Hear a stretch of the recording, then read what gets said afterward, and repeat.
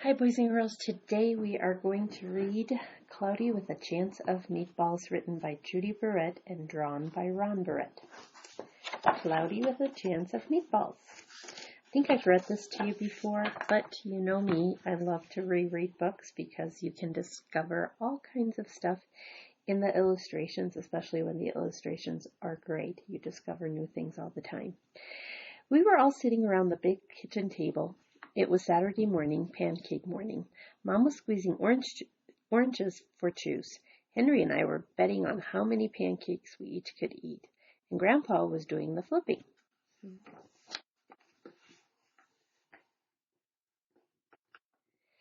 Seconds later, something flew through the air and headed toward the kitchen ceiling. Looks like it was a pancake, and landed right on Henry. After a while, we realized that the flying object was only a pancake. We all laughed, even Grandpa.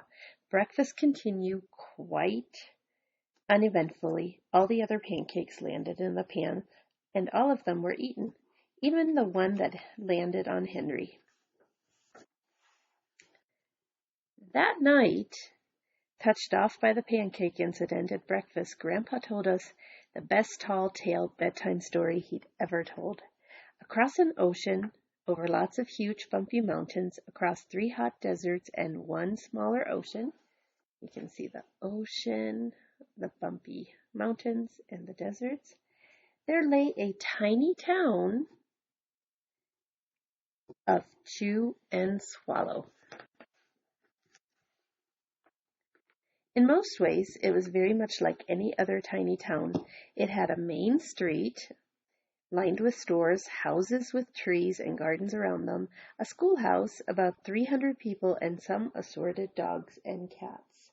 So you can kind of look around and see that it is just like any other small town with a movie theater, gas station, church, and all sorts of different buildings. But there were no food stores in the town of Chew and Swallow. They didn't need any. The sky supplied all the food they could possibly want. The only thing that was really different about Chew and Swallow was its weather. It came 3 times a day at breakfast, lunch, and dinner. Everything that everyone ate came from the sky. Can you imagine getting your food from the sky? These guys can.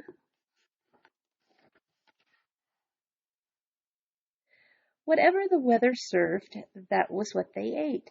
But it never rained rain, it never snowed snow, and it never blew just wind. It rained things like soup and juice. It snowed mashed potatoes and green peas, and sometimes the wind blew in storms of hamburgers.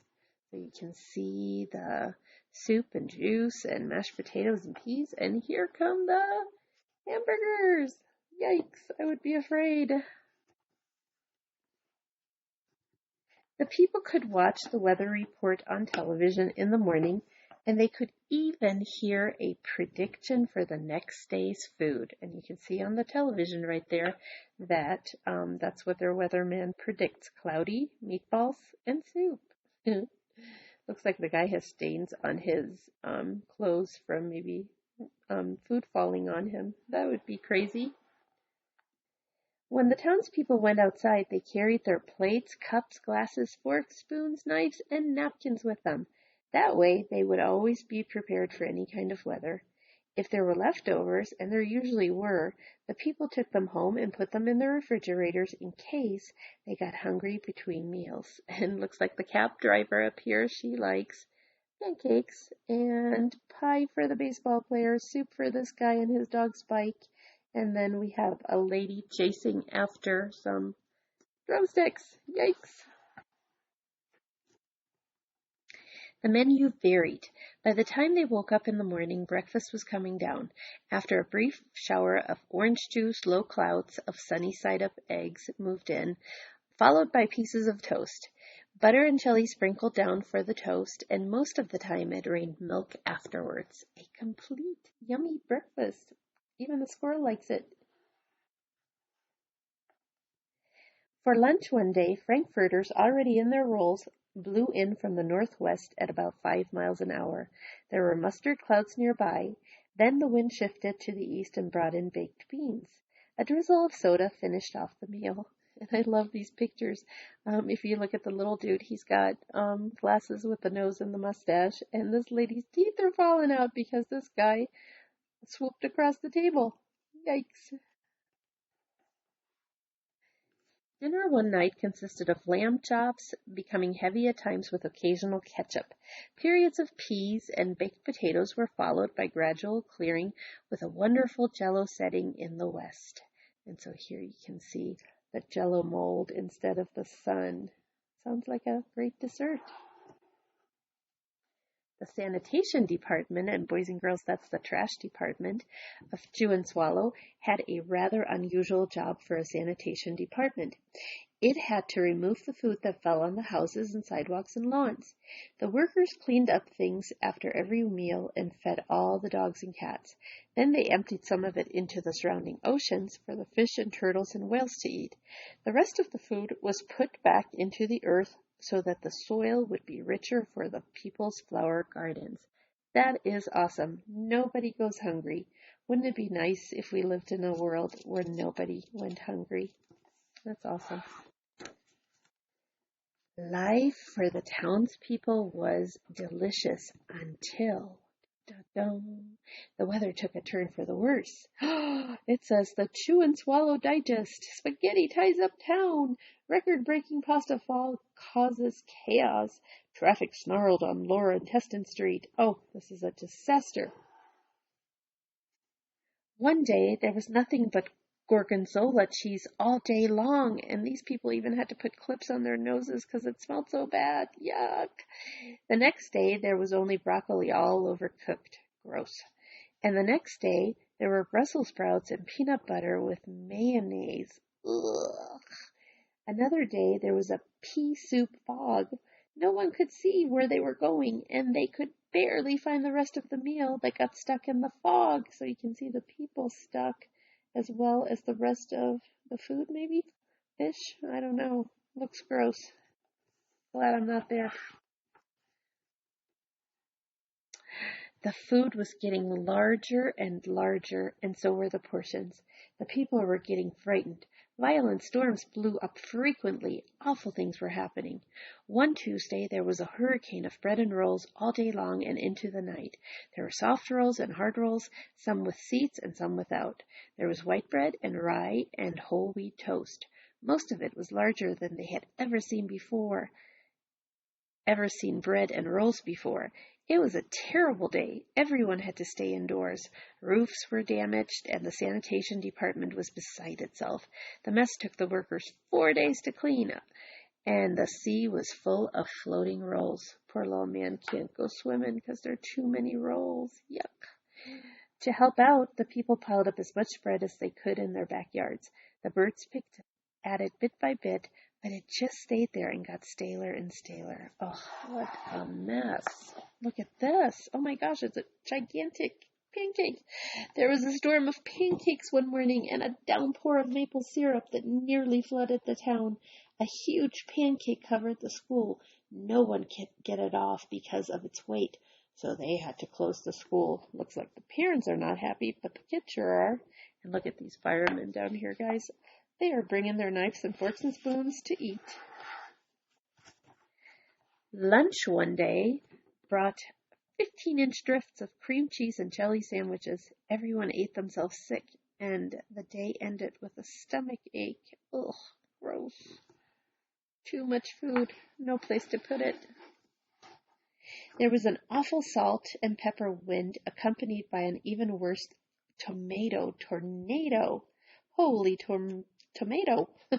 People were sneezing themselves silly and running to avoid the tomatoes. The town was a mess. There were seeds and pulps everywhere. Ugh, I wonder what's going to happen to Chew and Swallow. This is a disaster. The sanitation department gave up. The job was too big. Well, they certainly weren't comeback kids, were they now? Everyone feared for their lives. They couldn't go outside most of the time. Many houses had been badly damaged by giant meatball stores. Stores were boarded up, and there was no school for the children. Oh, and if you look at the lady, she's being followed by a giant giant donut, and this guy has a giant noodle on his head. Could it get any worse? That's terrible. Oh my goodness, a pickle went through this lady's house. So a decision was made to abandon the town of Chew and Swallow. It was a matter of survival. The people glued together the giant pieces of stale bread, sandwich style, with peanut butter. Oh, looks like they're building a boat. Took the absolute necessities with them and set sail on their rafts. So actually they made rafts for a new land because they couldn't stay in Chew and Swallow any longer. Oh my. After being afloat for a week, they finally reached a small coastal town which welcomed them. The bread had held up surprisingly well enough for them to build temporary houses for themselves out of it, which looks pretty doggone cool, some of their houses. There's even a 2-story house with a balcony. Pretty nice. The children began school again, and the adults all tried to find places for themselves in the new land. The biggest change they had to make was getting used to buying food at the supermarket. They found it odd that the food was kept on shelves, packaged in boxes, cans, and bottles. Meat that had to be cooked was kept in large refrigerators. Nothing came down from the sky except rain and snow. The clouds above their heads were not made of fried eggs. No one ever got hit by a hamburger again. Well, that's not so bad. And nobody dared to go back to Chew and Swallow to find out what had happened. They were too afraid. Oh, and here we're switching back to Grandpa telling this tall tale. Henry and I were awake until the very end of Grandpa's story. I remember his goodnight kiss. The next morning actually, we woke up to see snow falling outside our window. We ran downstairs for breakfast and ate it a little faster than usual so we could go sledding with Grandpa. It's funny, but even as we were sliding down the hill, we thought we saw a giant pat of butter at the top, and we could almost smell mashed potatoes. The sun was there. Pat of butter, and the snow was there. Mashed potatoes, way to use their imagination. The end. That was a lovely story. I hope you enjoyed it. Boys and girls, the question you're supposed to answer to go with this book is, what would you like to have it rain from the sky if you had a choice in food coming down? And also, could you let me know what you think happened to Chew and Swallow? Until the next time, goodbye.